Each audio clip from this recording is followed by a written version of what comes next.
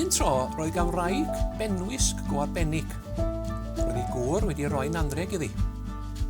Un diwrnod, cwympodd un o'r darnau arian oedd ar y benwisg.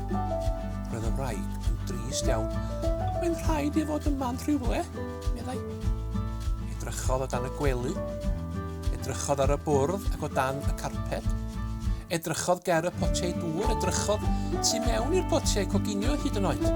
Edrychodd ar y silffoedd a thu ôl i'r cwpwr.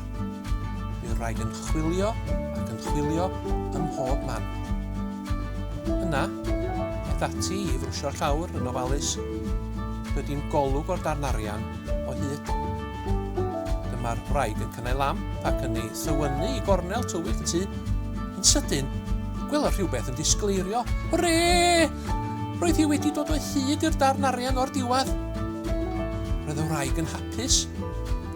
Rhedodd i ddweud wrth ei ffrindiau, rydw i wedi dod o hyd i'r darn arian. Dewch, beth am i ni gael parti i ddathlu?